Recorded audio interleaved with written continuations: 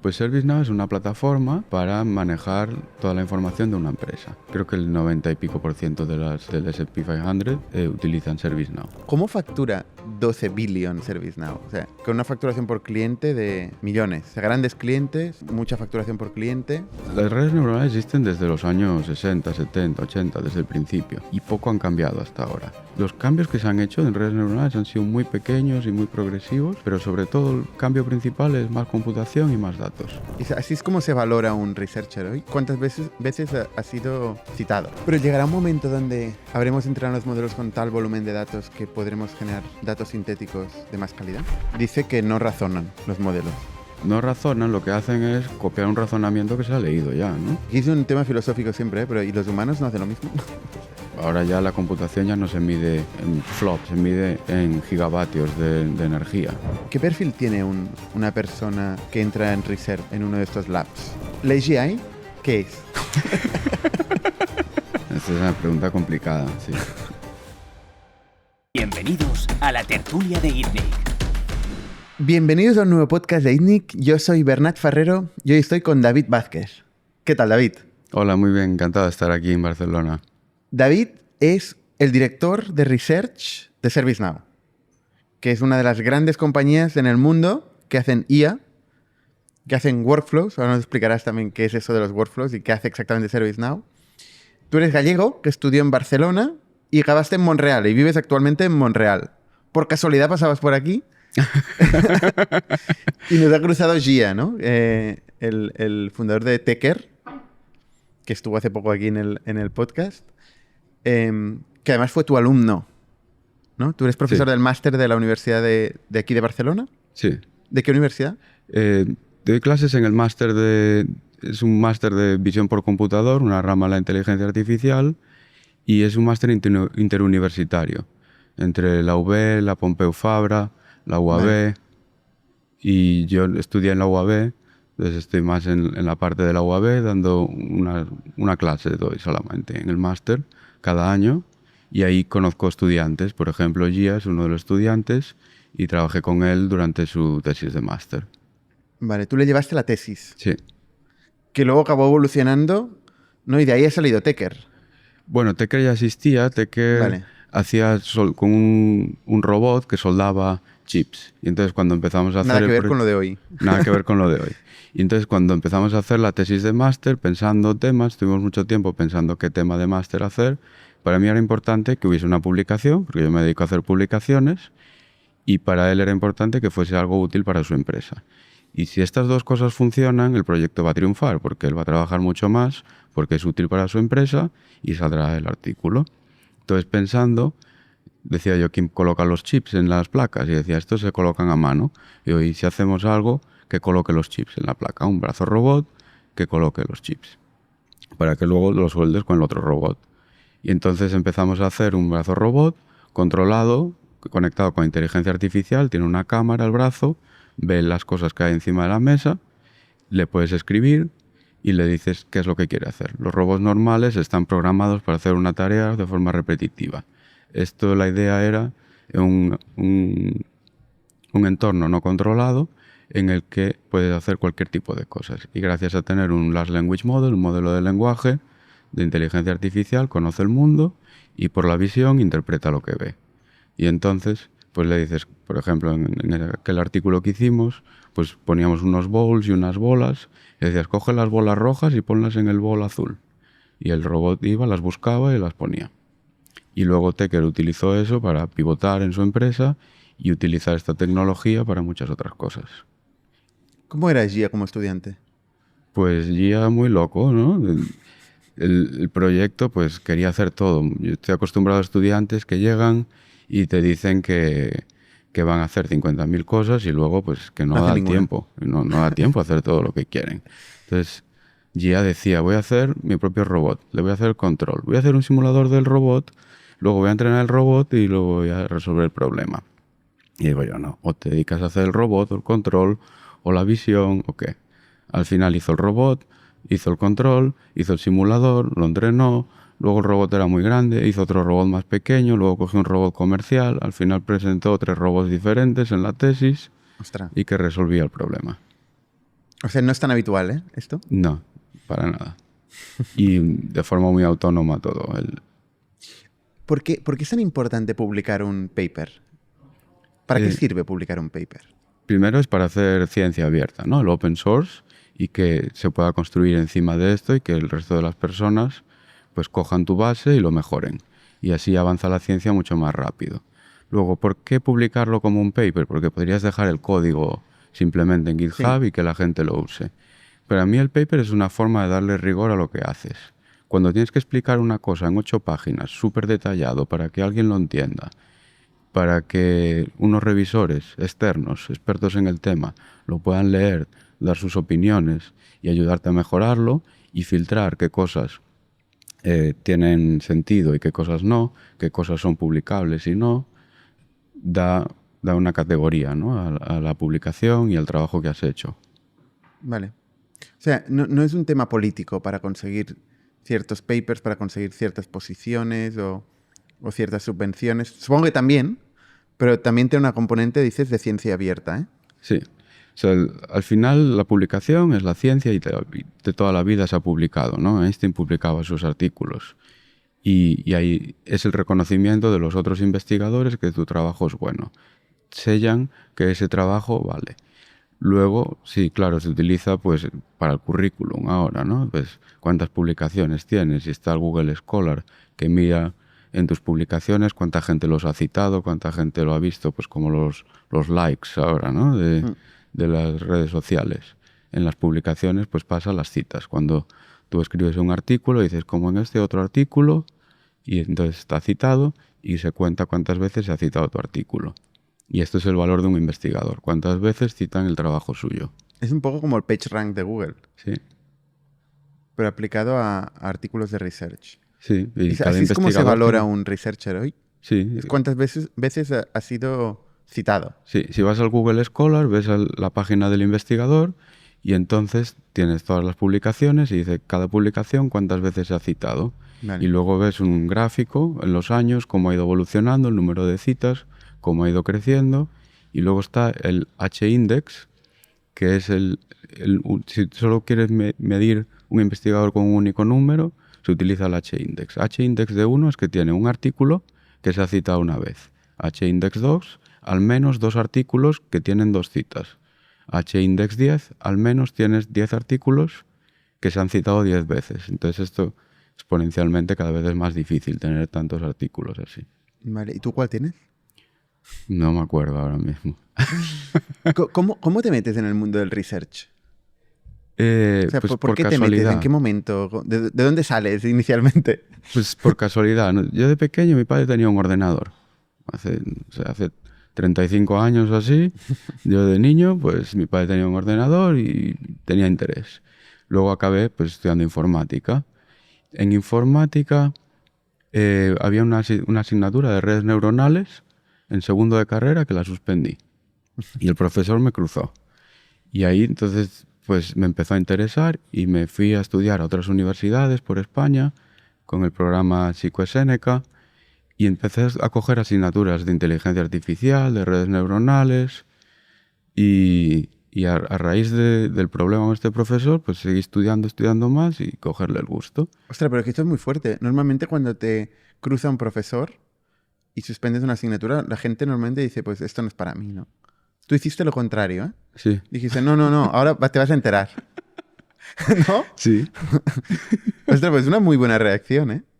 Me costó mucho luego aprobarla, porque tenía que aprobarla con ese profesor que me tenía cruzado. Pero al final, pues la aprobé y estudié 3 o 4 asignaturas más en otros sitios. Redes neuronales, yo también O sea, a mí también me costó esta asignatura. Era bueno, algoritmos de búsqueda principalmente, ¿no? No, de aquella veíamos el Adaline, luego el Perceptron, el Multilayer Perceptron, las redes de Cohonen, eran cosas así muy antiguas, pero que al final es la base de las redes neuronales que utilizamos ahora en inteligencia artificial. ¿Cómo evolucionaste a partir de ahí? ¿Cómo acabaste dedicándote de lleno a la research en inteligencia artificial? Yo empecé con la carrera técnica de informática y luego hice la superior aquí en Barcelona. Y justo ya me gustaba. ¿Universidad? En la Autónoma de Barcelona. Ah. Y me gustaba ya la visión por computador, ya había hecho el proyecto de la técnica en reconocimiento de caras en el aeropuerto. Aquella época era la época del Bin Laden, y entonces habíamos hecho un sistema para el aeropuerto de Barajas que detectaba las caras de la gente y las reconocía a ver si era... Pues A ver si era Bin Laden. A ver si era el Bin Laden, ¿no? Y yo, cuando llego a la Autónoma de Barcelona, me encuentro justo enfrente de la Facultad de Informática, el Centro de Visión por Computador. Dije yo, Sí. pues esto me está buscando a mí. Y ya me fui para allí y El digo, CBC. yo aquí tengo que entrar en el CBC. Ujú. Y entonces empecé a hacer prácticas allí en una empresa que se llamaba Davantis de videovigilancia. Y luego ya hice el proyecto final de carrera con Antonio López allí, que hacía temas de conducción autónoma. Y hicimos un sistema de detección de peatones. Y luego ya, pues de aquel momento no había trabajo de inteligencia artificial. ¿Qué año era? 2001, creo. Por ahí, o 2005, por ahí. Y Sí, no era un momento de auge, ¿no? no. Y entonces yo quería seguir haciendo esto, pues me dijeron, pues hay el máster, hay el doctorado, y así pues seguir haciendo. Seguiste estudiando. Y ahí seguí estudiando. Yo cuando empecé por la carrera técnica de 3 años porque era demasiado. Al final acabé haciendo la superior de 5, máster, doctorado, 2 postdocs. 2 postdocs, ostras. Y así acabé en el centro de visión por computador haciendo el doctorado. Y cuando terminé dijimos, vamos a hacer un coche autónomo. Entonces pues nos fuimos al concesionario a comprar un coche, automatizarlo. Y ¿Y dónde está este coche? No lo vi en su momento. De hecho, todavía no veo ninguno aquí en Europa, al menos. no, era un coche experimental. Ese ya se desmanteló ese coche, ahora están haciendo ¿Pero por otro. qué no funcionaba? No, fue un ciclo, ¿no? Yo llegué allí, montamos ese coche tuvo recorrido, se vio por aquí mucho en Barcelona, ¿Sí? hace años, eran pues, ¿Pero se conducía solo? sí, el 2015 o así, era cuando estábamos desarrollando ese coche. No era un coche que salía por las calles, ¿no? Ah, ¿por En dónde aquel iba, momento, en la universidad, circuitos de prueba, cosas más controladas. Pero el coche andaba solo, frenaba si detectaba un peatón, otro coche, reconstruía en 3 dimensiones todo el entorno, movía el volante, controlaba los frenos, se localizaba con GPS. Y era un proyecto en el que habíamos involucrado gente de diferentes universidades y de diferentes departamentos de diferentes universidades. Por ejemplo, de aquella no utilizábamos redes neuronales, aún no era el boom de las redes neuronales, que empezó en el 2016, esto era más en el 2015. ¿Qué tecnología utilizabais? Pues visión por computador tradicional. De aquella tenías que definir unos patrones y unos descriptores de la imagen y luego un clasificador. De aquella era Support Vector Machine, eran métodos estadísticos, no neuronales. Vale. Y esto, claro, teníamos un ordenador en el maletero muy grande y empezamos a desarrollar esto en NVIDIA, en las tarjetas que ahora se utilizan para redes neuronales. Nosotros nos programamos esos algoritmos en CUDA, que es el lenguaje de las tarjetas gráficas, que era una locura ya en aquella época, porque las tarjetas gráficas eran para hacer videojuegos, para hacer Sí. cosas en 3D. Y empezamos a hacer inteligencia artificial en las tarjetas, que no era común con No ese era común en lenguaje. aquella época. Ahora- Luego se convertiría en lo Ahora normal. es un negocio, pero de aquella. Y desarrollamos los algoritmos en CUDA para que fuesen más rápido en las tarjetas de NVIDIA. ¿Por qué murió en el este coche. proyecto? ¿Por qué no se convirtió en un full self-driving car? Como el de Tesla. La falta de financiación. No sé, el proyecto que teníamos de financiación del ministerio para hacer coche autónomo creo que eran 50.000 euros. Con 50.000 euros, poco. Sí. Pero, ¿no le Pero interesaban a las no se han marcas muerto. de coches? Ahora siguen. Sí, hemos hecho muchos proyectos con Audi, con Volkswagen, con SEAT. Pero se quedaban ahí. Eran proyectos de transferencia tecnológica y cosas Sí, que se pero han ¿dónde están los transferido. coches de Audi, de SEAT? Los tienen en el mercado, ¿no? Pues son sistemas de asistencia a la conducción. Vale. No es una conducción autónoma 100%, pero en cualquier coche ahora tú te montas y tienes una reconstrucción 3D del entorno cuando estás aparcando, cuando Te ayudan vas a aparcar, baja ¿no? velocidad, A te frenar ayuda a si tienes un aparcar. obstáculo. Si detecta a un cambiar de peatón, carril. frena. Exactamente, detectar las líneas de carril, encender las luces largas y cortas. Son estos sistemas que se llaman ADAS, Advanced Driver Assistance Systems. Vale. O sea, estos sistemas, tú tienes alguna línea de código por ahí. Sí. Bueno, sobre todo mi supervisor tiene líneas de código de estos sistemas en Volkswagen, Audi. Vale. Entonces, luego de ahí, ¿cómo llegas a Montreal?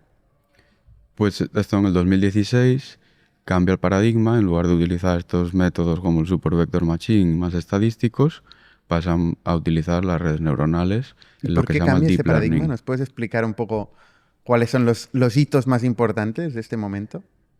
Las redes neuronales existen desde los años 60, 70, 80, desde el principio, y poco han cambiado hasta ahora. Pero en el 2013 o así empiezan a funcionar. En el 2016 ya se despega que ya no se utiliza los métodos estadísticos. ¿Y por qué empiezan a funcionar? Uno es porque hay más datos, otro por las tarjetas gráficas de NVIDIA, más computación. Entonces cogen un algoritmo de redes neuronales y lo programan en una tarjeta gráfica y lo entrenan. Eran con 2 tarjetas gráficas en aquel momento conectadas, y lo entrenan con millones de imágenes. Y empieza a funcionar. Normalmente cuando haces un artículo mejoras un 1%, un 2% en un benchmark. Entonces normalmente tenemos una base de datos en la que te comparas, te evalúas, y un artículo pues aceptas y mejora un 1, 2, 3%. Aquel artículo yo no sé qué mejoró, un 5, 10, 15%, 20%, una barbaridad. ¿Pero qué es lo que mejora? No lo estoy entendiendo. Por ejemplo, imagínate, en aquel momento era clasificación de imágenes. Tenías imágenes de perros, de gatos, de casas, Vale. Sí. y el sistema tiene que decir si esta imagen es una casa, un perro, un gato. Y entonces, pues, le pasas miles de imágenes, se lo aprende, luego le pasas otras miles que no ha visto nunca y le dices, ¿son perros, casas o qué? Y calculas el error. Vale. Y entonces, imagínate, dice, el 80% de las imágenes las ha clasificado bien.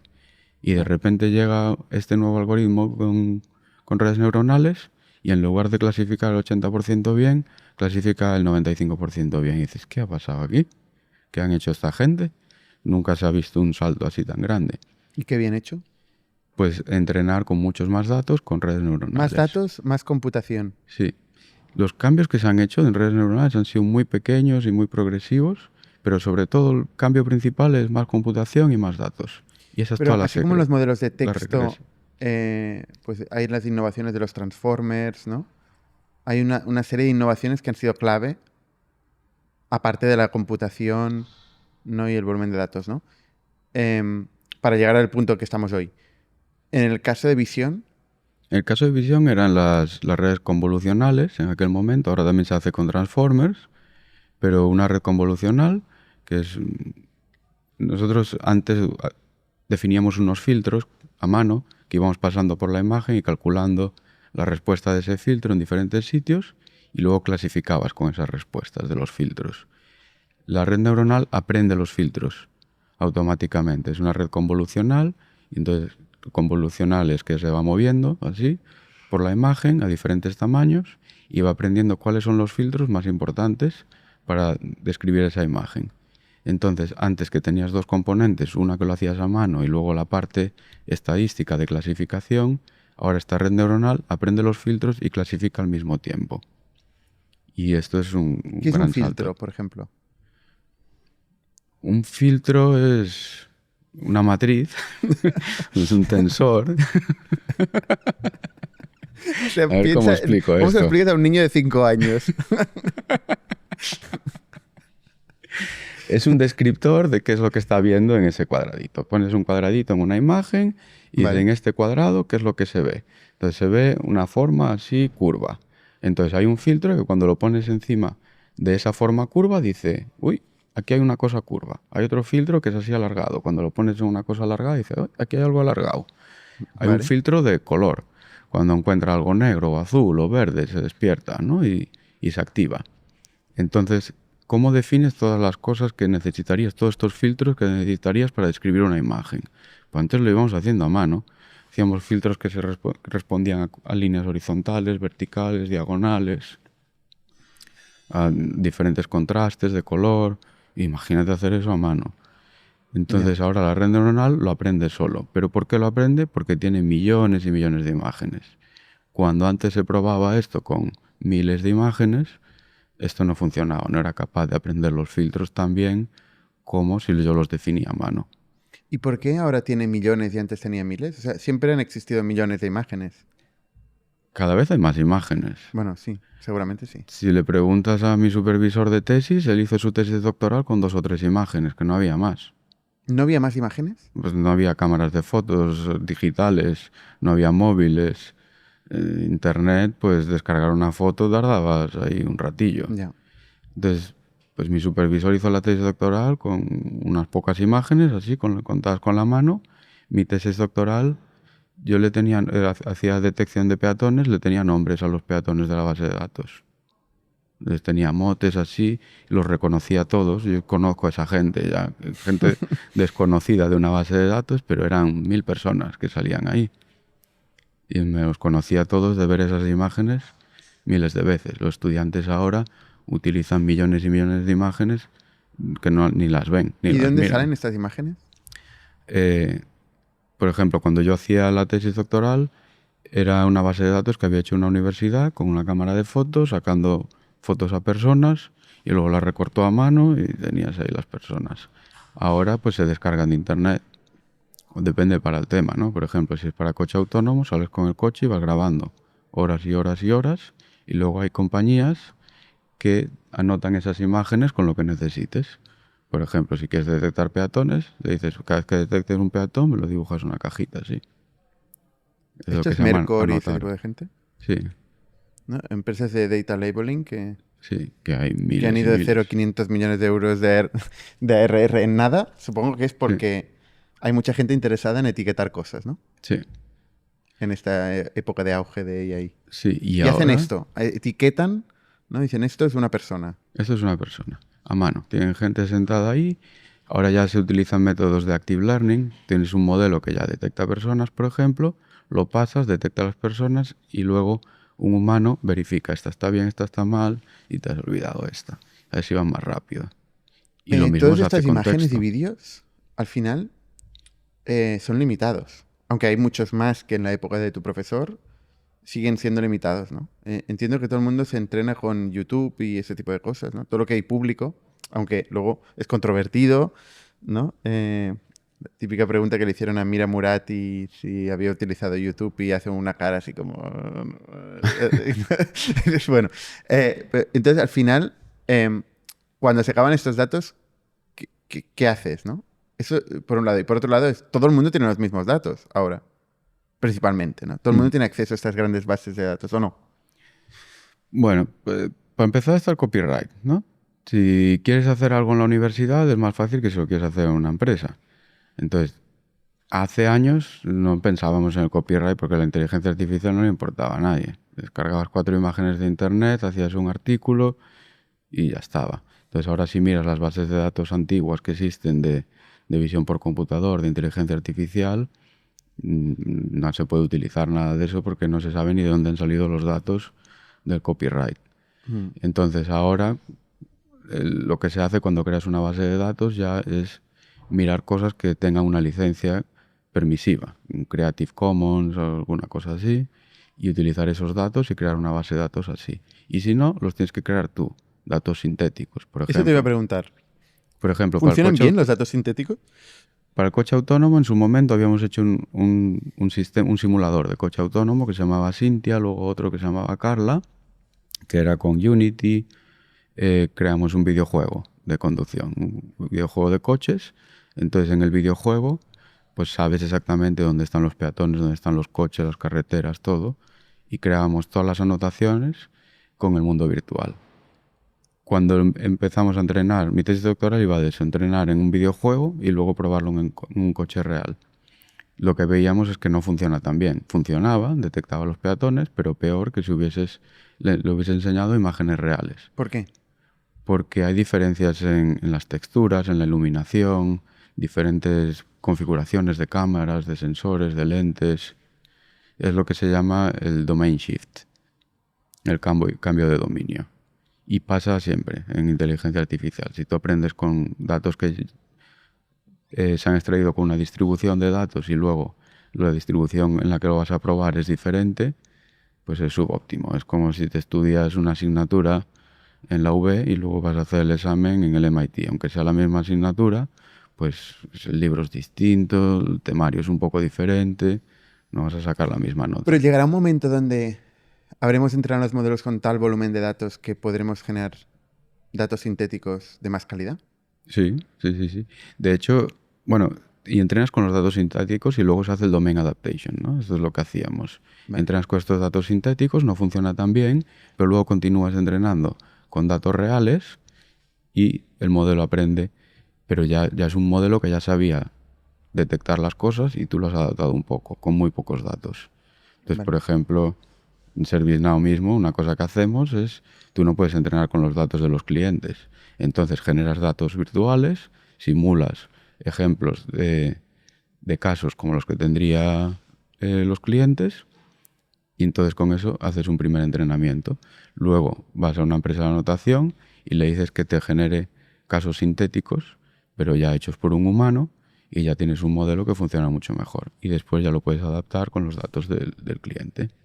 Vale. Entonces, sigamos la evolución, ¿eh? Tú en aquel momento estás trabajando en el coche autónomo. ¿En qué momento saltas a Montreal?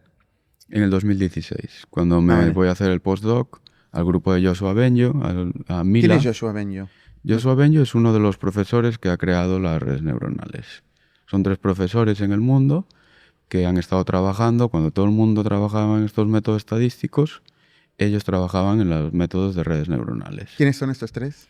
Es Joshua Benjo en Montreal, luego está Hinton en Toronto y Jan LeCun en Nueva York. Jan LeCun se va a Meta y Hinton a Google.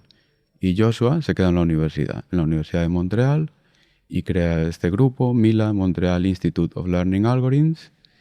Y entonces Qué yo raro, ¿no voy le a hacer- ofrecen 100 millones de euros, como ahora se habla que pagan 100 millones de euros para reclutar researchers? ¿No le ofrecen algo para irse a una de estas empresas privadas? Seguro que le han ofrecido miles de cosas, pero se quedó en la universidad haciendo ciencia abierta. Está bien, ¿no? Sí, y ha creado un ecosistema en Montreal de inteligencia artificial grandísimo, ¿no? Montreal era conocido por los videojuegos y ahora es conocido por los videojuegos y la inteligencia artificial. Y tú te vas ahí. Y yo me voy allí, a su grupo, no con él directamente, me voy con otro profesor, Aaron Curville, de su grupo, y para aprender. Entonces me voy allí, aprendo inteligencia artificial, empiezo a estudiar las librerías de redes neuronales que tienen, el libro que acaban de sacar de redes neuronales, me lo estudio todo. ¿Siempre visión por computador? O sea, ¿hay mucha diferencia entre visión por computador y modelo de texto? Ahora cada vez menos y menos, porque ahora son transformers todo. De aquella, para los modelos de texto eran las redes secuenciales, como los Recurrent Neural Network, el STMs, y para la visión eran las redes convolucionales, Convolutional Neural Networks. Cuando salen los transformers, primero son para texto, y ya se utilizan transformers para texto, para audio, para imagen. Vale. Tienen sus peculiaridades, pero no sé, por ejemplo, yo cuando hacía detección de peatones, si me decían que tenía que detectar coches, mi código tenía que cambiar un montón de cosas, era muy difícil, ¿no? Parece lo mismo detectar peatones o coches, le cambio las imágenes, pero no, era un súper cambio. Cuando envíen las redes convolucionales, me da lo mismo detectar que segmentar, que detectar cualquier cosa de visión. Y ahora ya con cuando llegan los Transformers, transformers, pues me da lo mismo es hacer agnóstico. audio, que vídeo, que texto. Pero siguen habiendo modelos más enfocados a texto y modelos más enfocados a Sí, imagen o vídeo, ¿no? sí. Se utiliza un poco diferente el transformer y lo que Pero la tecnología es parecida. es parecida. Ahora lo que se utilizan son los modelos multimodales, ¿no? El mismo modelo le puedes meter audio, le puedes meter texto, le puedes meter vídeo, imagen, lo procesa y la salida puede ser cualquiera de las mismas modalidades. Vale. Yo he trabajado en modelos que mezclan texto y imagen. Vale. Entonces, sigues en Mila, ¿no? Y de ahí pasas a una compañía. Sí, entonces Por primera estaba vez, haciendo ¿no? el Pasas al postdoc. mundo de la empresa, porque hasta aquel momento Estaba había sido haciendo el puro postdoc researcher. entre Montreal y Barcelona. Entonces mi programa iba y venía unos meses en Montreal, unos meses aquí. Entonces voy allí 6 meses, aprendo, vengo aquí y empiezo a cambiar el máster de visión, hablo con la directora Y le digo, este máster hay que cambiar y adaptar a estos contenidos. Entonces empezamos a traer profesores de allí para que preparen los materiales, que den las clases y se empieza a transformar el máster de aquí. Sí. Canadienses o españoles que están por allí o algunos compañeros. Y entonces se empieza a cambiar el máster aquí. Luego vuelvo para allí y ya me ofrecen trabajar en Element AI, que es una startup creada, entre otras personas, por Joshua Benjo.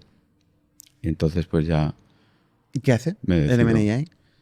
Pues no lo tenían muy claro. Iban a hacer AI. Hay unas cuantas de esas. Era el 2016, ¿no? Vale. 2017 que empieza y pues vamos a hacer AI. Tenemos aquí mucho AI y las empresas necesitan Y como AI. casos de uso no faltan, ¿no? Sí. El problema del M&AI es que empezó a hacer demasiadas cosas, ¿no? Al final hacía consultoría, luego quería cambiar a producto, pero empezó a converger cada vez menos productos. Y, por Y más ejemplo, consultoría. no, empezó haciendo consultoría, luego haciendo muchos productos, Ah, y luego menos productos. luego ir convergiendo algunos de los ¿Y productos. cuáles?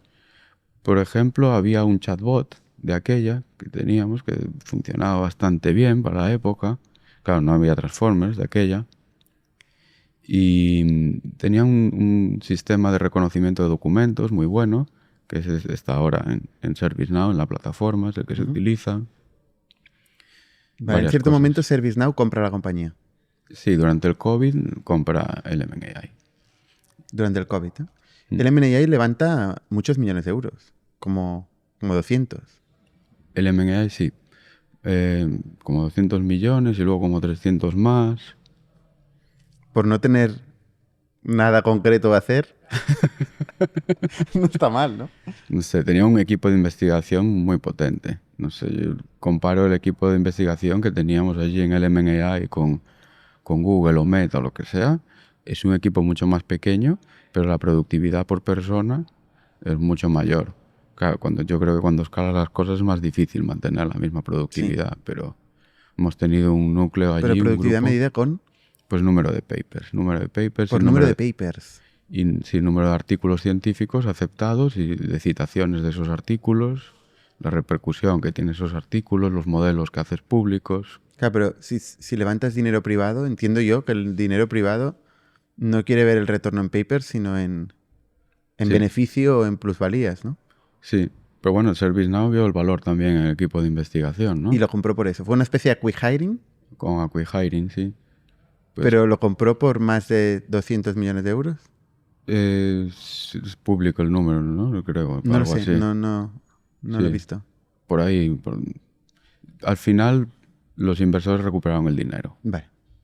Y los founders llevaron algo, pero no mucho. Creo que eran 40 millones entre todos los founders. Vale. Y los inversores recuperaron el dinero o un poco más. Vale, y hagamos doble clic en ServiceNow. ¿Qué es ServiceNow? ¿Qué hace? Pues ServiceNow es una plataforma para manejar toda la información de una empresa. Entonces los clientes son empresas muy grandes, son ministerios, son empresas como bancos, compañías de seguros, no sé, Google, Microsoft, tipo de este tamaño de empresas. Fortune 500. Sí, creo que el 90 y pico % de las 500, del S&P 500 utilizan ServiceNow. Vale. ServiceNow empieza con el IT Service Management. Entonces, en una empresa pues tienes que controlar tu stock de ordenadores, de routers, qué ordenadores están actualizados, con qué versiones, los tickets de cuando hay que reparar alguna cosa. Y entonces empieza con ese producto. Y Eso luego, a principios de los 2000, ¿no? Sí. A principios de los 2000 o así. sí, cuando empieza ServiceNow. Y luego crece a una plataforma, ¿no? Porque empieza a hacer más productos para manejar diferentes partes de la compañía, ¿no? Pues, no sé, logística, operaciones, recursos humanos. Y Vale. Busca workflows, ¿no? Procesos dentro de las compañías que pueden potencialmente automatizarse. sí. Y entonces crea... Digitalizarse y automatizarse. Sí. Y entonces es una base de datos con estos workflows encima. Y entonces, Ese es el mundo de la RPA, ¿no? sí. Robotic Process Automation, que básicamente es configurar un proceso que siempre es el mismo para que le haga un robot en vez de un humano. hay Por pasos... ejemplo, subir un documento, escanear no sé qué, enviarle a no sé quién una copia de no sé... ¿No? Pues es un Sí, ejemplo de dentro del workflow, algunos pasos son automáticos. El workflow se ejecuta de forma automática, es determinista. Dice, si pasa esto, haz esto. Y ese haz esto puede ser, mándale un email a esta persona diciendo que tiene que hacer esta tarea. Y cuando la termina, lo pone en el Sí. sistema que la ha terminado y sigue ejecutándose el workflow. ¿Un workflow, por definición, es determinista? Sí. Es un árbol de Pues decisión. es una gran discusión que tenemos ahora con los LLMs, ¿no? Cuando lo haces con con, los el LLM ya agentes. no. ¿Eh? Si lo haces con un agente tal cual, Claro. ya no es determinista. Claro, pero todos los agentes te dan una herramienta de generación de workflows. O de workflows, ¿no? Pero entonces ahí la discusión es ¿cómo puedes hacer un workflow determinista usando agentes en LLMs? Ujú. Es un poco una contradicción. Pero existen formas. Los LLMs no son deterministas, el workflow es determinista. Entonces, ahora, ¿qué usas? ¿Workflows o usas agentes? Para mí la visión es que si tú ya tienes los workflows como ServiceNow, utilízalos. Utiliza los workflows y automatiza los pasos utilizando, llámale agente o llámale lo que quieras. Si hay un paso que lo tiene que hacer un humano y ese paso lo puedes hacer con un agente, que el agente no sea determinista, igual que el humano no es determinista, pero puede hacer ese paso automatizado, pero el proceso general del workflow sigue. Está definido y es determinista. Sí, porque esos workflows siguen normativas y cosas, ¿no? Tú no puedes contratar a una persona de cualquier forma. Hay que seguir un procedimiento, no que cada día siga un procedimiento de contratación diferente. Ujú. Sí, pero, por ejemplo, para contratar a una persona, si tienes que, uno de los pasos es hacer un background check, ¿no? Y esto lo hace un humano buscando en bases de datos. Y luego lo hace un agente y en vez de buscar en las bases de datos que toca o la información que toca, pues se equivoca o hace cualquier otra cosa, entonces estás introduciendo una incertidumbre dentro de este workflow, ¿no? Sí. Pero también un humano, efectivamente, también la puede introducir. La diferencia es que un humano es un ente jurídico responsable, ¿no? Que puedes echar o meter en la cárcel y un agente de AI no. Sí. Entonces, al final, pues esto sería un subworkflow. Puedes definir también como un workflow, cómo se hace ese background check y decirle a la gente en el prompt cómo tiene que hacer el procedimiento para seguirlo. Luego tienes que hacer una base de datos de ejemplos para poderlo evaluar y decir, mira, voy a poner humanos a hacer estos background checks, voy a poner agentes a hacer estos background checks y a ver quién lo comprobar hace mejor. qué fiabilidad tienen. A ver qué fiabilidad tiene. Con AI nunca va a ser el 100%. Y Si con haces- humanos tampoco. Y con humanos tampoco. Mientras tenga el performance parecido al del humano, ¿no? Pues lo aceptas. Y ir midiendo, ¿no? Que vaya evaluando, que vaya mejorando. Y siempre tener el human in the loop, porque no. Tienes Bueno, o no, ¿eh? un Eventualmente agente- no, imagino. Eventualmente no, pero Tendrás un agente progresivamente on the loop, Sí. revisando agentes. también. Agentes controlando agentes. Sí, pero de momento, pues, si puedes automatizar algo, tú si quieres escribir un texto, ahora mismo, ¿no? ¿Cómo haces? Pues escribes así de cualquier forma, se lo das a un LLM que te genere el texto, pero no dices, ya está escrito. No, te lo lees, lo miras, lo revisas y vas más rápido. Hoy. Mañana igual ya no te lo tienes que mirar, pero hoy necesitas... Hay el mucha human gente que in the no lo loop. revisa, ¿eh? Cada vez más. Oye, ¿cómo factura 12 billion ServiceNow? O sea, en 2015 llegó al billion por primera vez, ¿no? Y en 2024 cerró en 12 billions. Ujú. Con una facturación por cliente de millones, ¿no? O sea, grandes clientes, mucha facturación por cliente. ¿Dónde está esta necesidad o esta oportunidad tan grande como para facturar 12 billion haciendo workflows?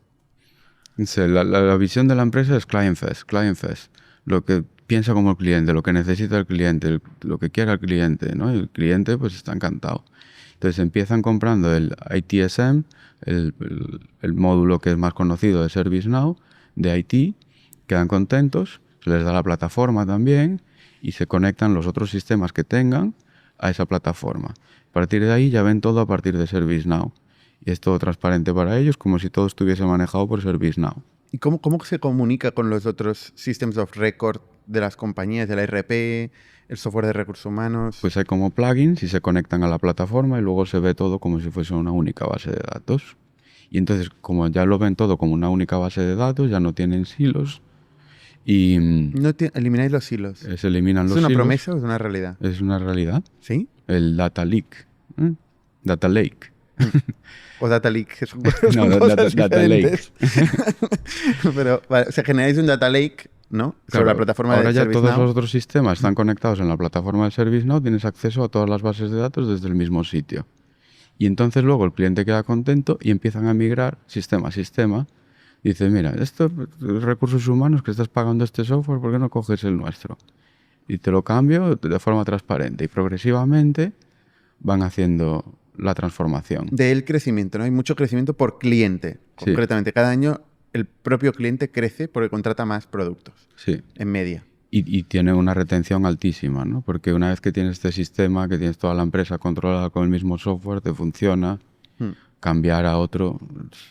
En algunos casos estos workflows, y supongo que como empezó, era un robot que actuaba como un humano, abría el software legacy, que era un software instalado en una máquina, y hacía los clics siguiente, como lo haría un humano, ¿no?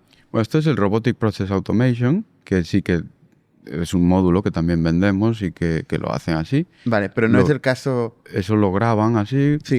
y hay toda una gestión de si se actualizan los ordenadores, tienen Un ahí lío. todo controlado y entonces tienen que revisar que los clics sigan funcionando. Pero hay el mucho workflow- legacy en el Fortune 500. Sí, Hay bancos que dicen, no, esto ha funcionado toda la vida, está escrito en COBOL, no lo toques, ¿no? hay un módulo enorme de Robotic Process Automation en ServiceNow con toda la gestión de cambios, de todo. Esto sigue funcionando. Eso sí que Y funciona. luego de ahí, pues saca datos, los mete en la plataforma, ¿no? Sí, ¿Hasta qué pero hay punto? otros sistemas que son más modernos y hay Y un funcionan por API. API y se conecta. Que no debe ser fácil conectar todos estos sistemas con todas estas APIs, con todos los sistemas de autenticación, de permisos. O sea, imagino una pesadilla ahí. Yo no sé utilizar ServiceNow. Vale. Hay- Tú estás en el research. pero no es porque sea risa, es que es complicadísimo. Es complicadísimo. Es un sistema enorme, millones de productos. Hay, incluso si yo pido una instancia de ServiceNow, yo no la puedo controlar. Hay un administrador que se dedica a administrar instancias de O sea, ServiceNow. la empresa que contrata ServiceNow necesita un maquinista. Sí, Hostia. Yo que hago software para SMB y súper fácil de utilizar, ¿no? Que funciona out of the box, me explota un poco la cabeza, pero claro, entiendo que a estas grandes empresas les preocupa mucho más el control y la seguridad, ¿no? sí. Que la usabilidad. Y tienes que tener algo que escale a millones de usuarios, ¿no? Que tienes que millones de usuarios, la seguridad. Si es un ministerio de, no sé, el Ministerio de Defensa de Estados Unidos, pues no puede tener un sistema ahí que tiene problemas, que le van a atacar, que... Vale, entonces, los workflows de ServiceNow típicamente eran deterministas. Eran procesos de automatizaciones, o sea, no era rocket science, era, ¿no? Ifs. Sí, pero, If then else. pero había un propietario de cada workflow en la empresa. Yo hago el workflow de contratación en Alemania, ¿no? Y estoy atento a la legislación y cuando hay un cambio en la legislación alemana, pues actualizo el workflow. Exacto. Vale, Y y ahora... esto sigue pasando. Esto sigue Todos estos pasando. workflows se mantienen y el Vale. cliente puede hacer sus propios workflows también, puede modificar los workflows que existen. Tú compras un workflow, compras un conjunto de workflows y luego los adaptas a la realidad. Y después tenemos workflows adaptados a las diferentes verticales, a la banca, a los seguros, a no sé, los diferentes tipos de empresas, porque hay que adaptar a las Y legislaciones. un workflow, por ejemplo, que podría ser, o sea, un proceso de KYC, por ejemplo. ¿Qué es el KYC? KYC es Know Your Customer, identificar quién es este cliente o KYB es entender quién es este negocio, Ujú. ¿no? Que por regulación los bancos están obligados a entender quién es el cliente y hacer una serie de checks, ¿no? Y esto Sí. es algo que todos los bancos tienen que cumplir porque viene de regulación y eso se lo puede contratar a ServiceNow. Sí, entonces si tienes el sistema, te compras los módulos, los workflows que necesites. Vale una pasta, pero menos que tener un ejército. de humanos. Menos que tener un ejército de humanos y que no sabes por dónde empezar, ¿no? Y o tener los workflows en papel y que explicas En a alguien papel, ¿eh? cómo se hace, ¿no? Vale, ¿y cómo ahí entran los LLMs? O sea, ¿en qué momento ServiceNow empieza a sustituir estos workflows de toda la vida? Bueno, toda la vida, de los 2000 a LLMs. Los workflows aún no se han sustituido. Bueno, vale. Se utilizan, pues, LLMs, por ejemplo, chatbots. ServiceNow ya tenía un chatbot, pero era un chatbot de estos antiguos que no querías hablar con él. Ahora, pues el chatbot es súper natural, pues como quien habla con el ChatGPT y puedes hacer un montón de cosas. Yo ya no utilizo el buscador de ServiceNow, uso el chatbot de ServiceNow. ¿Funciona bien? ¿Funciona como ChatGPT? Sí. Entonces, antes tenía que decir, pues, ¿hoy son vacaciones aquí o no? Por según la provincia no tengo claro si es vacaciones. Pues tendría que entrar en el buscador, buscar las vacaciones por Bueno, país. esto lo buscas en Google y tardas medio segundo. No, pero quiero decir dentro de nuestra empresa. ¿Nos han dado este día libre o no? Tienes que buscar dentro de la intranet, a ver dónde está el knowledge base, articles, de las vacaciones de ese año, el calendario. Ahora le preguntas en el chatbot y te dice, no, hoy está el día festivo y lo hemos cogido y aquí tienes el link de donde has sacado esta información, vas. Y esto es lo puedes revisar. RAG. ¿Esto es? RAG o es... Sí, es RAG. Es RAG, básicamente. Es RAG y te contesta las preguntas usando RAG. Si agregáis toda la información estructurada... Todos los knowledge bases y un chatbot para puede entrar como interfaz. y puede entrar en los récords de la base de datos. Ahí ya se complica, ¿eh? Sí. Porque ahí tienes que ver los permisos, quién es esta persona, ¿no? Las relaciones entre las cosas. Sí, en ServiceNow hay permisos por cada celda de la tabla. Entonces yo puedo hacer un select de una fila y a lo mejor esa fila de la tabla no tengo acceso. Y entonces si tengo acceso a esa fila, habrá columnas que yo tengo acceso y columnas que no. Y entonces me da solo los campos a los que yo tengo acceso. ¿Y de dónde salen los permisos? Ya esto ya es curiosidad genuina. Estos los administradores estos que configuran ¿Quién configura todo eso. esos permisos? Hostia. Pues que no quiero ni imaginarlo. Yo creo que por rol, ¿no? Cada persona, cada usuario tiene un rol y entonces hay celdas que están asignadas los permisos a diferentes roles. O sea, yo creo que quedan como muchas olas de automatización todavía, ¿no? Por decir, si estamos hablando que hay tanta gente gestionando los permisos de los procesos de inteligencia artificial, digamos, ¿no? Sí. O sea, hay un momento donde estos procesos también se van a automatizar, ¿no? Sí. O sea, todavía queda mucha gente haciendo cosas manuales. 30.000 personas, pues creo que tiene ServiceNow, ¿no? ¿Cuánta gente? Como 30.000 personas o 25.000 personas trabajando. ¿Están automatizados los workflows de ServiceNow? ¿ServiceNow utiliza ServiceNow? Sí, ServiceNow utiliza ServiceNow. We drink our own champagne, dicen. Vale. Vale, muy bien. Y en el área de research habéis creado un LLM vuestro. Sí, ahora hemos hecho muchos, ¿no? Pero Muchos. El último que hemos hecho se llama Apriel, que es un foundation model generalista, pero adaptado para multimodal, para utilizar texto e imágenes y para agentes.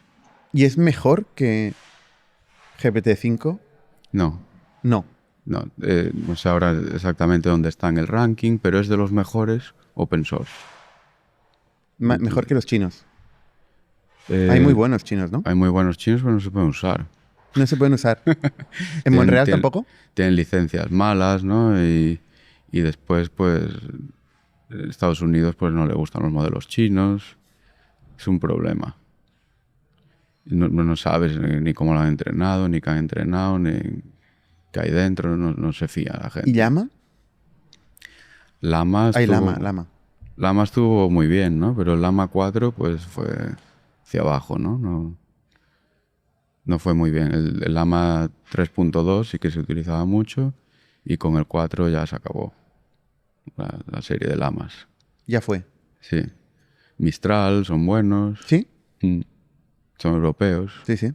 Pues eso, nosotros ¿Y tenemos vosotros habéis creado uno open source? Uno open source.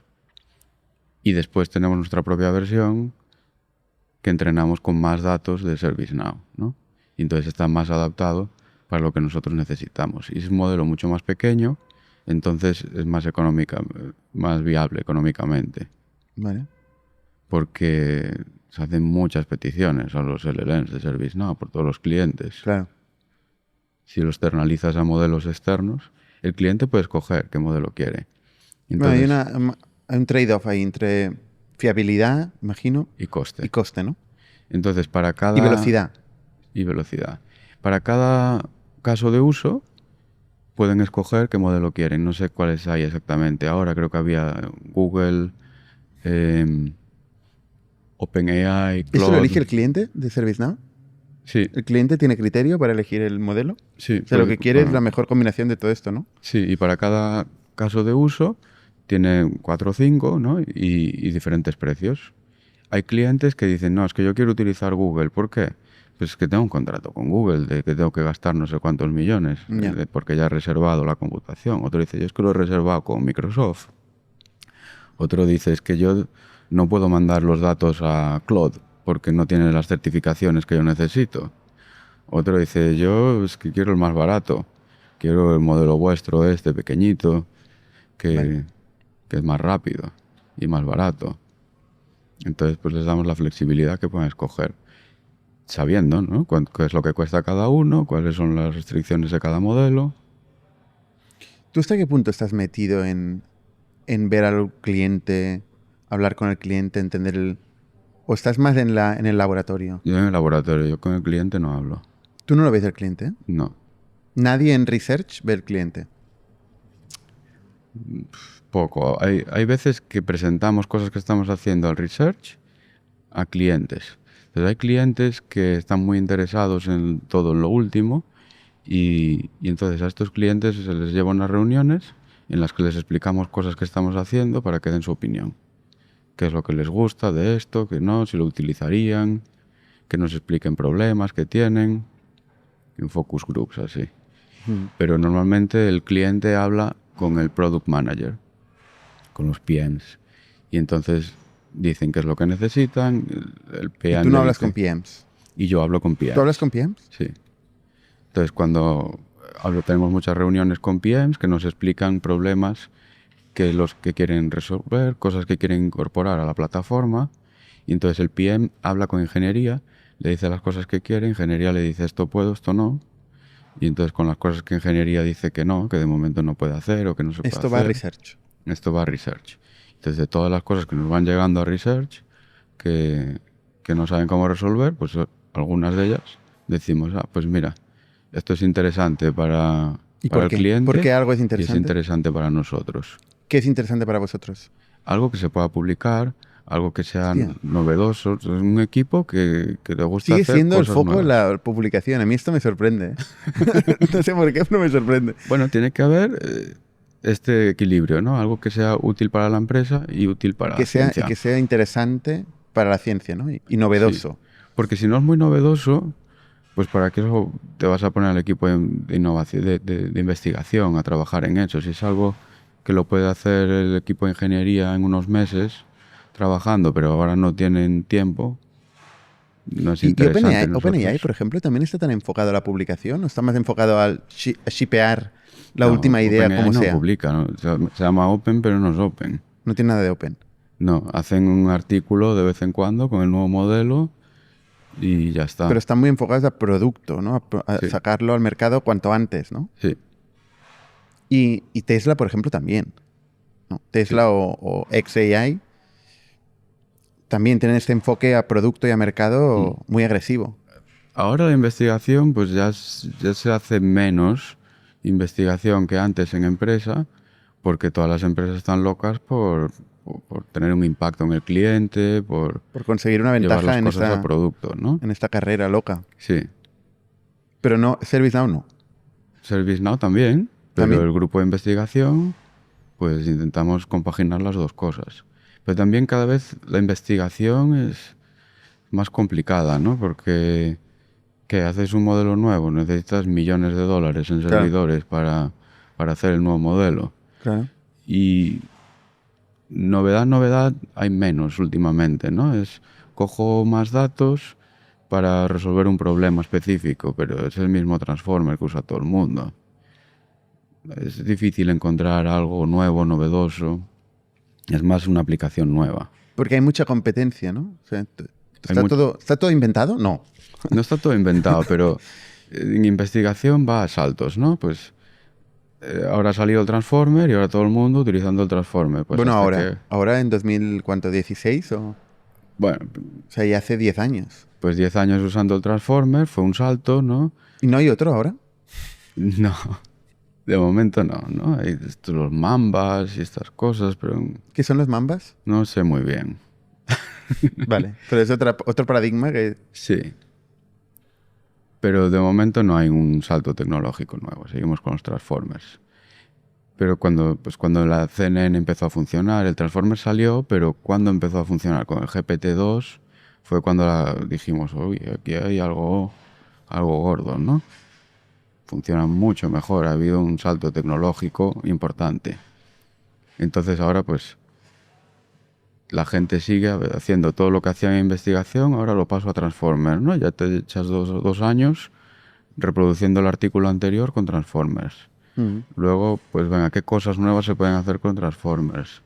Lo llevas a producto y va mejorando las cosas y es un incremento progresivo hasta que alguien dé un salto con otra cosa. Yo no sé si es un salto o no, pero yo viendo las últimas iteraciones de Google, concretamente con el Nano Banana, por ejemplo, ¿no? Aplicado a imagen, es bastante espectacular. Sí, Espectacular al nivel de que yo ahora veo vídeos en Twitter, que no sé por qué me meten vídeos en Twitter, que no es lo que quiero ver, pero bueno, veo vídeos en Twitter y ya no sé qué coño es verdad y qué no, ¿sabes? ¿No? yo cuando empecé en Montreal a hacer el postdoc con Aaron Kurzweil me decía, vas a hacer generación de imagen. Yo decía, ¿pero qué me está diciendo este señor? ¿Cómo generar la imagen? La imagen la cojo de la base de datos, ¿no?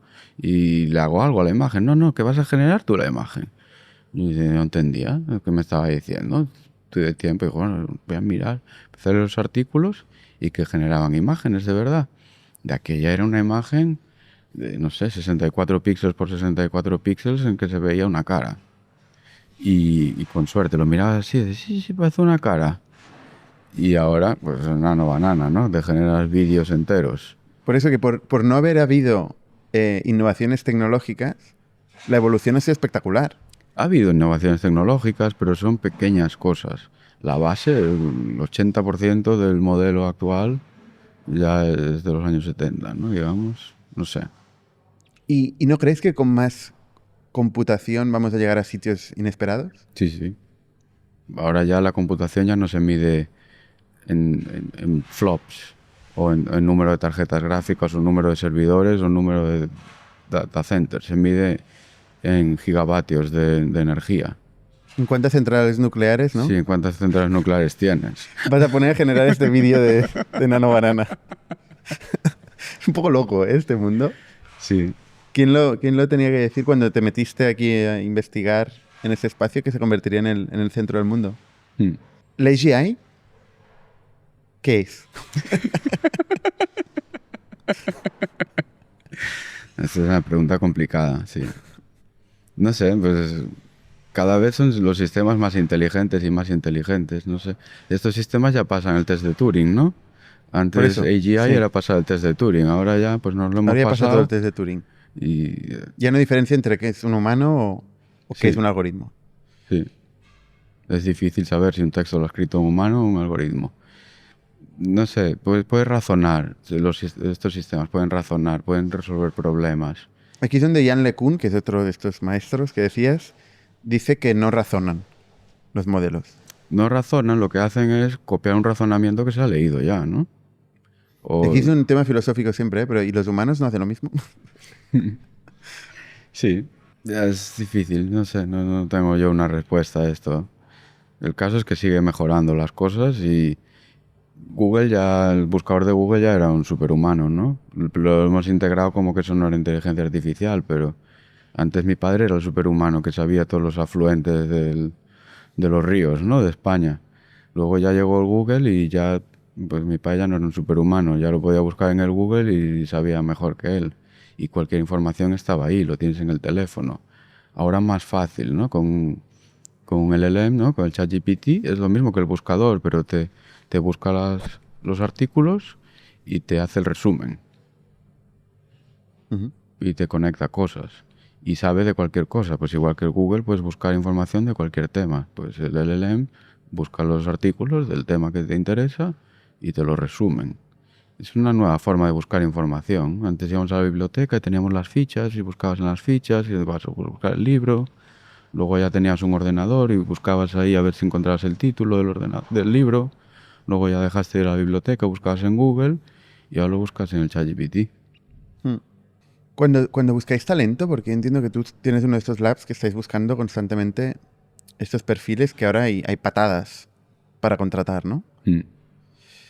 ¿Qué es lo que buscas? O sea, ¿qué perfil tiene una persona que entra en research en uno de estos labs, ¿no?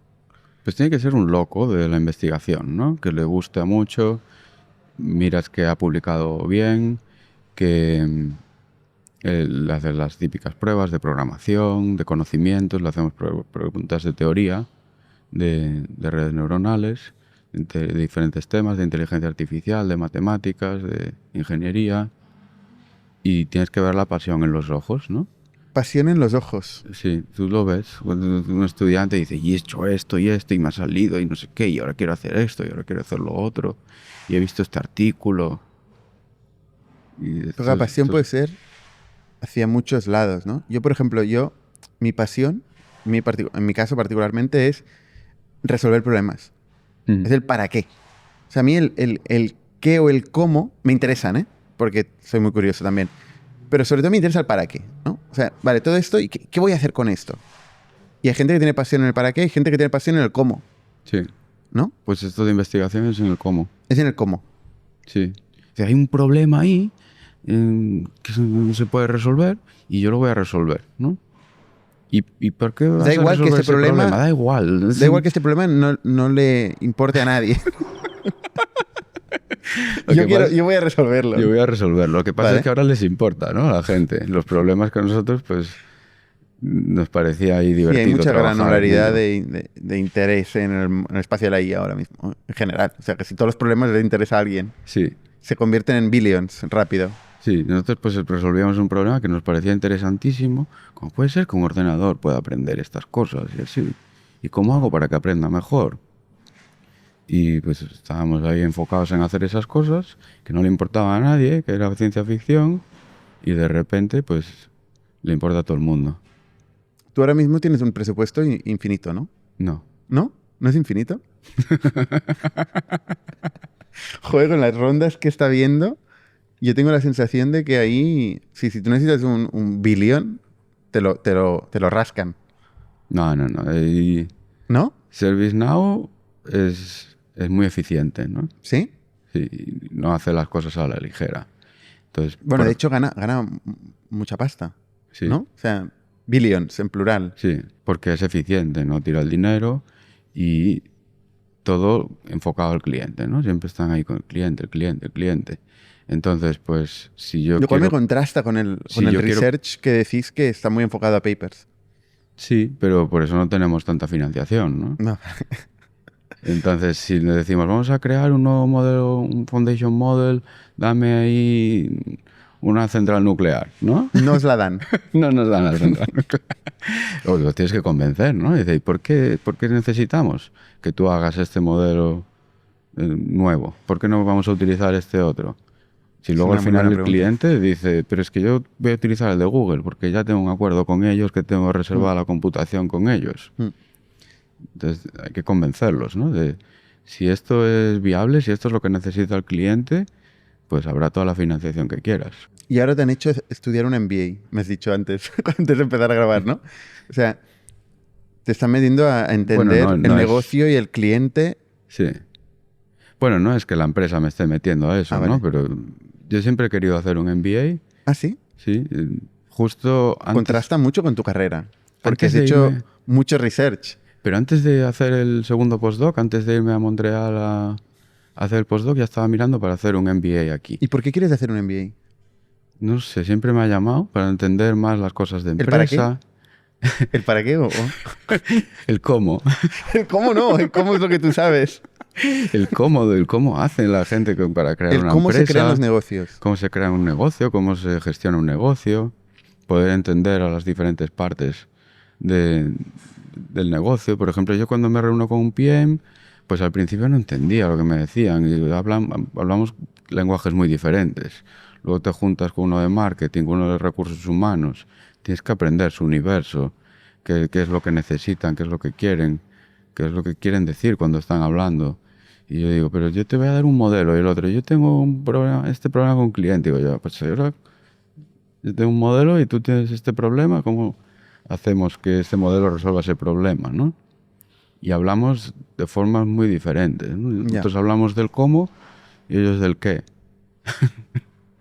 Entonces, no sé, este MBA estuve mirando para hacerlo aquí, pero justo empezó este boom de la inteligencia artificial y dije, bueno, me voy a hacer el postdoc allá y ya haré el MBA más adelante.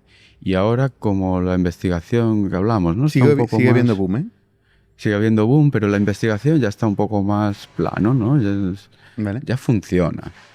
No es que sea perfecto, pero ese reto que había antes de no funciona para nada y hay que luchar aquí para que esto aprenda. A mí me sorprende porque tengo la sensación de que en Google y en OpenAI y en Meta hay gente corriendo con las manos en la cabeza todo el día, de un lado a otro. En research, ¿no? Para innovar un poco más sobre la última versión de Google, de GPT, de Meta, ¿no? O sea, en ServiceNow no es tan así. Sí que es así también. Vale. Pero antes no funcionaba nada en AI. Era muy difícil hacer nada que funcione. Ahora, pues funciona bastante bien, ¿no? Ya no es el mismo reto de antes. Entonces ahora es la oportunidad para estudiar un MBA. Sí, porque hay más... ¿Y dónde lo vas a estudiar, el MBA? En McGill. McGill es una universidad de Montreal. Vale.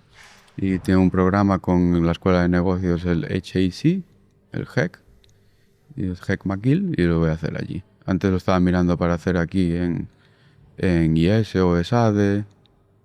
Y entonces ahora he dicho, es el momento, ¿no? Es todo business ahí con AI, pues vamos a hacer business también. ¿Y tú vas a volver algún día? ¿A España o a Barcelona o...? No están mis planes. ¿No? ¿Te vas a quedar en Canadá? Estoy contento allí. ¿No hace mucho frío?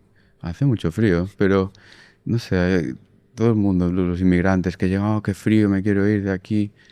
A mí me gusta el invierno allí. ¿Sí? Llega el invierno, los días se hacen más cortos, te recoges, es momento de trabajar, ¿no? Está el invierno, te encierras, no hay que salir, no hay que tener mucha vida social y trabajas. ¿Y eso es bueno? Bueno, pues es una temporada. Es una temporada que trabajas un montón y además es el momento de hacer los artículos. Luego ya se envían claro, para hacer artículos... y llega el verano y te empiezas a ir a las conferencias y ya te abres socialmente, sales. Y Montreal es una ciudad como muy cosmopolita, ¿no? Sí, a mí me recuerda mucho a interesante Barcelona. ¿Te recuerda a Barcelona? Sí, Canadá es un compromiso entre Europa y Estados Unidos, ¿no? Estados Unidos más de derechas, Europa más de izquierdas y Canadá pues más de centro. De centros. Toma generalización. Sí, y dentro de Canadá, Montreal, pues es como la Más Cataluña. europeo. Es como la Cataluña Sí. de Canadá, que querían ser independientes, tienen su propia lengua, mientras todos hablan inglés. En Quebec se habla francés. Está muy conectado a Cataluña, hay oficinas de Barcelona Activa y todo esto allí en Montreal. Y Ahí también hay Shopify, ¿no? hay Shopify. Es el otro gran Sí. monstruo. Y no sé, la comida, no tiene nada que ver con la comida española, pero comparas la comida de Quebec con la de Canadá, Estados Unidos, pues es mucho mejor, ¿no? Porque tiene más influencia de la cocina francesa. ¿Tú hablas francés? Aprendiendo francés, llevo años. ¿Aprendiendo? Llevo años aprendiendo francés. Joder, pues por aprender tantos LLMs. Y David, ¿cuál es el research o el tema ahora mismo en IA que más te interesa? O sea, ¿qué es lo que dices, joder, esto es brutal? De todas estas cosas que están saliendo, ¿qué es lo que más te flipa a ti? Mira, lo que me flipa a mí es fuera de ServiceNow. Ahora me he puesto de profesor adjunto en la universidad y estoy empezando un proyecto de traducción de lenguas autóctonas. Son cosas que no puedes hacer en una empresa, ¿no? Porque te digo al ServiceNow que vamos a hacer un LLM que habla Inuktitut, Pues me va a decir que quiero yo un LLM que hable Inuktitut. ¿Qué es Inuktitut? Pues la lengua de los inuitas, de las primeras naciones inuitas en el norte de Canadá. Vale. Entonces, un amigo que tiene un proyecto, hizo un proyecto de salud pública, es médico de salud pública, hizo un proyecto con los inuitas en el norte de cómo adaptar las políticas de salud. Porque no se fían del hombre occidental, de estas primeras naciones, porque los han explotado mucho, han hecho experimentos con ellos y entonces pues, están un poco apartados de la sociedad. Entonces adaptaron los sistemas que puedan tener su propio sistema de almacenar su información médica, porque no se fían de que el hombre occidental guarde esta información. Y entonces ahora han hecho, este profesor de allí, ha empezado un proyecto con Perú, con las tribus de Perú del Amazonas, los machillengas, que hablan machillenga. Vale. Y entonces hablando con él me dice, pues ahora tengo que juntar a los inuitas que le expliquen a los machillengas para que hagan la transferencia del conocimiento y que entre los dos desarrollen las políticas de salud de las tribus del Perú. ¿Y cómo hago yo ahora? Necesito un traductor que hable Inuktitut a inglés, uno de inglés a español y español a machillenga. Ponerlos todos en Pero, una pues, sala. hoy en día no es tan difícil esto, ¿no?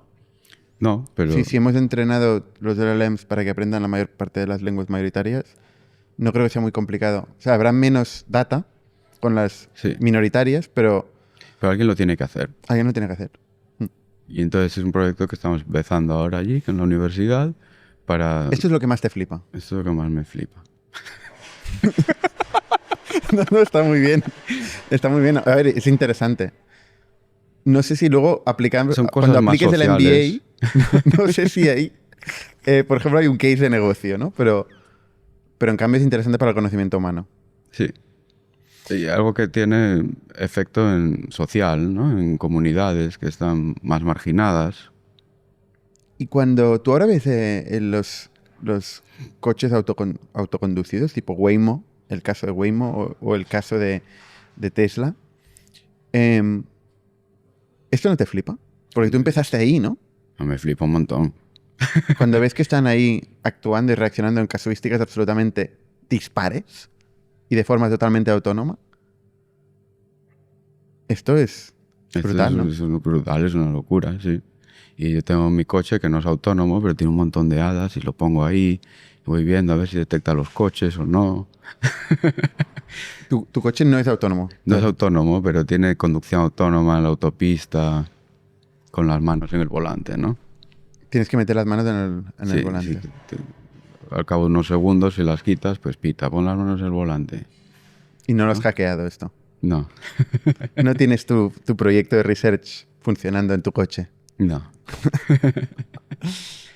Oye, pues, no, muy, muy diferente al mundo que normalmente hablamos aquí en ITNIC. Hablamos con founders que lo que quieren es captar una oportunidad de mercado y su obsesión es resolver problemas a clientes, ¿no? Y capturar el valor de esta solución, ¿no?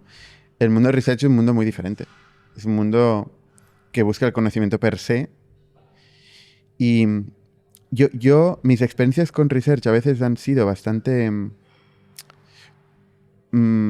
frustrantes, te tengo que decir, porque pues he visto equipos enteros que han estado años trabajando en algo que no creo que sea de interés para la humanidad, desde un punto de vista que sí, que igual genera papers, que igual, pues, no sé, igual hay alguien que le interese, pero no tiene una preocupación final de acabar resolviendo un problema del mundo. Entonces, a mí a veces me preocupa que hay muchos fondos públicos, ¿no? Que van a proyectos de research que se convierten en modos de vida de mucha gente y que no tienen esta presión de retorno a la sociedad, ¿no? Y al final están utilizando recursos de la sociedad y igual no acaban devolviendo este retorno. No es el caso, evidentemente, de todos los equipos de research y grandes cosas del mundo han salido de labs de research. O sea, nada que decir con eso.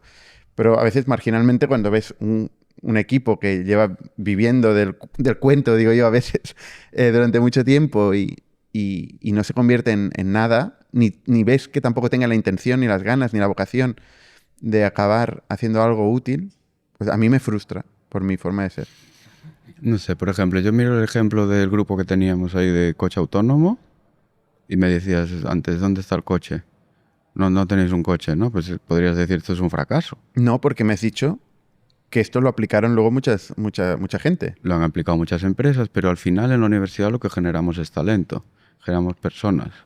Personas que ahora tienen su propia startup, por ejemplo, de coche autónomo. El otro día he ido a la universidad y me encontré a un antiguo alumno que estuvo trabajando en el proyecto del coche autónomo y tiene su startup de conducción autónoma. Preséntamelos estos, preséntamelos. Te los presentaré. Me interesa invertir en ellos. Sí, claro, cuando hay unos pocos como Gia y Carla, ¿no? De Tecker, que dicen, ostras, pues esto yo lo voy a aplicar a este problema, ¿no? Y tiene que haber gente para todo, ¿eh? Tiene que haber gente también que empuje el conocimiento, o sea, sin ninguna duda. Tengo otro estudiante ahora que está abriendo una startup. En cuanto lo haga público en enero, también te lo presento. Claro, hombre. Y es el proyecto de tesis. Hice el proyecto de tesis, ¿no? No, interesantísimo. Oye, David, pues te iremos siguiendo. Encantado. Aquí hacemos muchos eventos y hablamos mucho de IA, con lo cual pues te tendremos como referencia experto en la materia. Muchísimas gracias por tu generosidad y compartir un poco tu experiencia con ITNIC. Y nada, Pues muchas gracias. nos seguimos. Encantado. Muy bien, hasta la semana que viene.